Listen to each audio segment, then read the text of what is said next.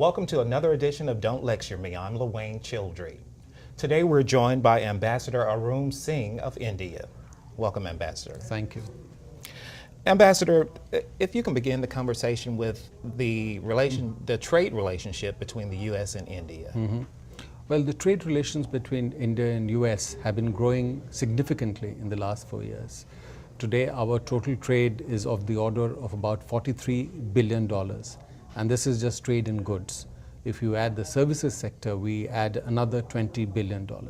But what is important is that it is broadly a balanced trade between the two countries, and the trade has doubled in the last 4 years.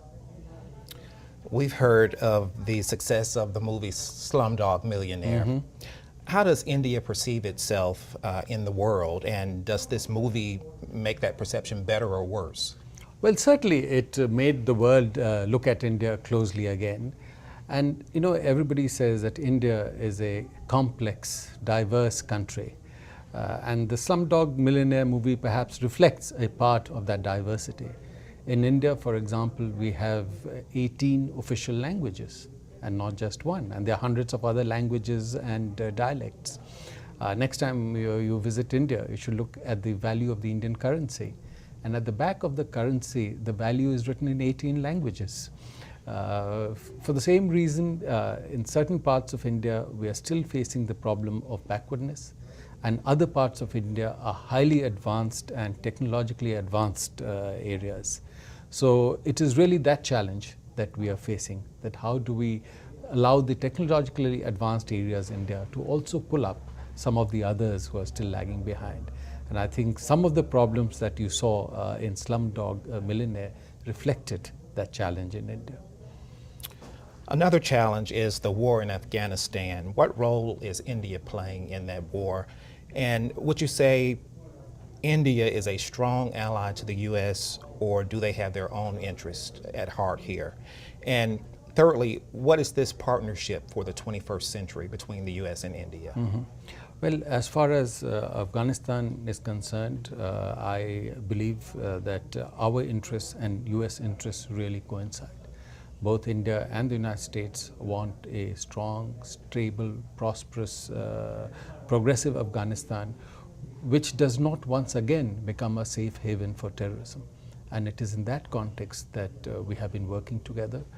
India has its own difficulties. India is not a traditional donor. And yet India has given $1.2 billion worth of assistance to Afghanistan. This assistance has been appreciated by the government of Afghanistan, is also been appreciated by the US government. And I'll mention some of the assistance we have provided, which will show to you the impact we have had. For example, we have provided about 500 buses to the Afghan government and people. This is being used for transportation within cities. And the Afghan government tells us that on each bus, about 2,000 Afghans travel each day. And when you multiply 500 by 2,000, you come with a figure about 1 million. So if 1 million Afghans are traveling on buses provided by the government and people of India every day, it's a significant impact. We are also sending highly enriched biscuits as part of the Back to School program in Afghanistan, and which is reaching out to more than 1.4 million Afghan school children.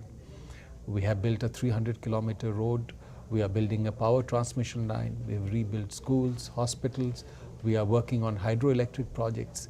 So we are doing a multifaceted, diverse assistance program in Afghanistan to meet the needs of the Afghan people. And really it is in partnership with the Afghan government, and of course meeting some of the objectives that US has set for itself.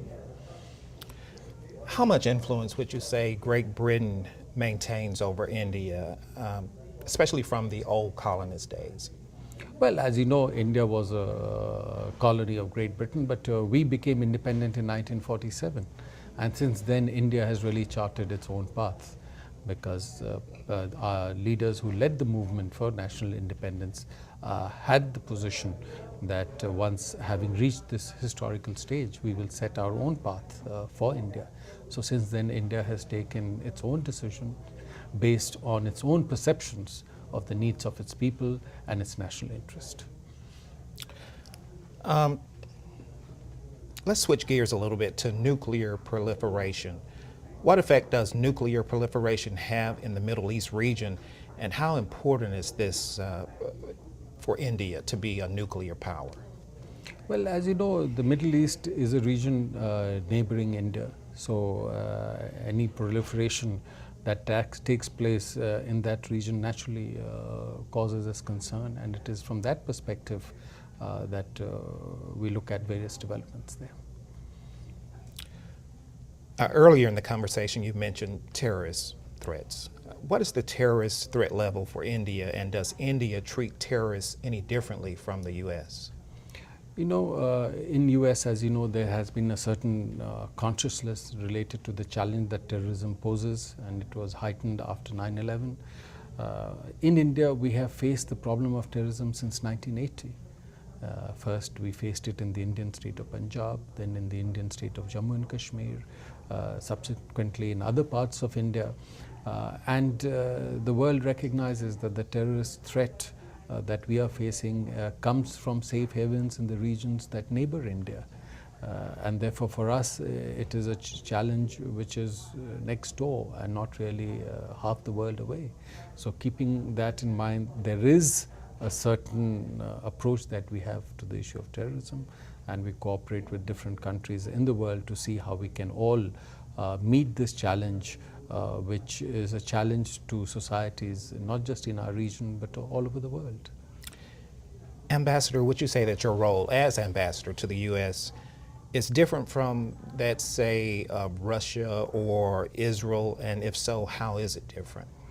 I'm the Deputy Chief of Mission at the Indian Embassy in the US, and I was earlier the Indian Ambassador to Israel. And ultimately, the broad objective that any ambassador has or any diplomatic representative has is to advance the interests of its own country and also to strengthen the bilateral relationship. So really, we approach our work in the United States keeping that in mind. But what is unique in a sense about the India-US relationship is the strong engagement at the level of the people. Because at the people-to-people level, it's really a natural relationship. We are both democracies. There is extensive usage of the English language in India. We have a fairly significant and growing number of Indian Americans in the United States. We have more than 90,000 Indian students in the US, and contributing in the range of about $3 billion as fees in US educational institutions. US is the world's oldest democracy. We are the world's largest democracy with an electorate of more than 730 million people. So with this kind of relationship, which is very strong in terms of the people-to-people relationship, there's a unique challenge and really a unique opportunity in building this relationship. And speaking of relationships, do you think the U.S. is frightened of Indian nationals? That's not the perception I get at all. And in fact, there is a recognition in both countries that both economies and both societies benefit by the growing engagement. And the presence of Indian origin people here has contributed in the technology area, which has tremendously also benefited the US technology sector and US competitiveness and US economy. Ambassador, thank you for joining us on Don't Lecture Me. Thank you very much. Nice I really meeting you. enjoyed this.